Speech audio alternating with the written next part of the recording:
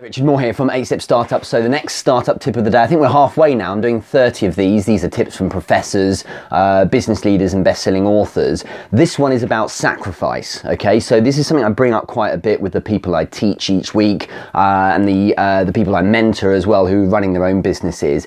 The thing is, a lot of people say that they want it all. They say that they want the success. Then there's some of those people, the ones who are more likely to make it, think about if this is you or not, who say they want the success, but also say they're willing to do whatever is necessary to get to that success.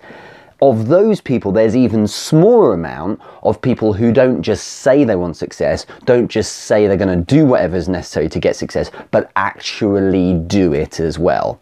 What you've got to understand is if you genuinely want to reach the kind of heights you're actually dreaming of with your startup business, what you need to do is massively sacrifice. This actually represents a complete cultural shift in your life, okay? It represents you changing what you do throughout your day. Okay, a 9-to-5 job on a Monday to Friday is typically an insufficient amount of time, or an insufficient, is a lacking that kind of approach if you're going to try and build a business, especially early on. Regardless of the level of success you have in mind, you need to really hustle. So to use a word that Gary Vaynerchuk has dropped in to describe this kind of scenario, to have the audacity to think that I'm going to spend an hour playing video games, or I'll make a coffee before I start my day, or I'll just do this, or I'll just do that, or I've created some great content this morning. I'll have half an hour of watching videos on YouTube. To have the audacity to do that, that is what you need to be aspiring to. You need to be getting to a point where you are basically hitting huge heights of success that you are hoping to be at. Once you actually get there, then reward yourself with this kind of stuff. And don't get me wrong, rewards are important, but don't overdo it. Don't give yourself huge breaks and pat yourself on the back all the time. Because ultimately, Grant Cardone is another person who said this, are you where you want to actually be? If you're not, then get on with getting there. And until you're actually there, well, don't leave the work and go and do something else for a bit. And this comes down to everything. When it comes to sacrifice, most people sacrifice their dreams for what they think is practical. But actually, it's more practical to focus on building these dreams. The best example of this is someone who wants more than anything to build a startup business that's going to be hugely profitable, but doesn't have the cash reserve to do it full time. So what do they do? Is this you? Is this you? What do? They go out and work a full day, 9 to 5, for someone else. Then in the scraps of time, just before work, maybe at lunchtime, after work, perhaps on the weekend if they can steal time away there, that's when they work on the thing that actually means the most to them, which is their own business. And you know what? That's when you're most tired, possibly. That's when you're at your least productive. If I had my time again, and people ask me this all the time, if I had my time again but no savings, I would be building my business the majority of my day. And then I would give the scraps of time, those bits of time in the evening, perhaps the bits of time on the weekend, I would give that time to the part-time job. I would give that time to working in a bar or a cleaning job or whatever I needed to do to make ends meet, just to help myself with the cash flow. That's where you should be giving the time, because what you're doing, you're giving your best to someone else. You need to be giving your best to you, because otherwise your success isn't going to come.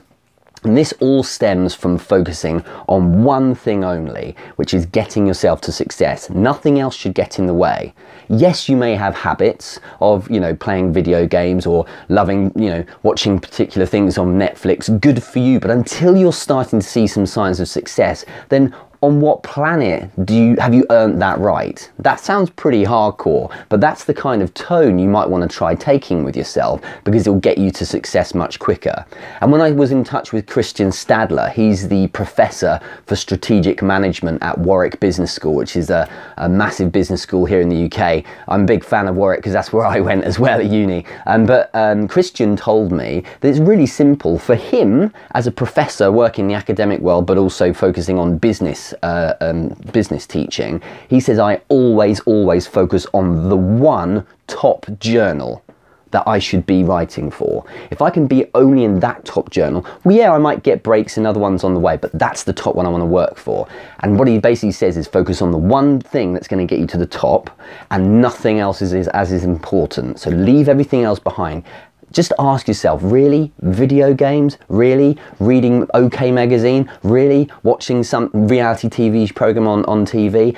Are you rolling in it right now? If you are, well, maybe you've earned that break. But if not, well, perhaps drop it. Perhaps turn the TV off and go watch this. So, you know, there's a lot more where this came from. This perhaps is a bit of a rant, but this is one of the big things. People talk a lot, but when it comes down to the actual action, and I'm talking protracted amounts of time, getting into a real state of flow, that where you're really delivering huge amounts of productivity, that's where you should be working, okay? And that should be your manifesto, to have that kind of viewpoint. You know, get stuck in, get a bit hermetic for a few weeks and really deliver some good content, okay? And ultimately then you'll be in a position where you're seeing great leaps with your business, rather than this shallow incline of success that is taking forever, because you keep punctuating it with things that actually aren't really on track. Okay, so hope that helps. If you want more of this kind of thing, you should sign up to my free newsletter. It comes out every week.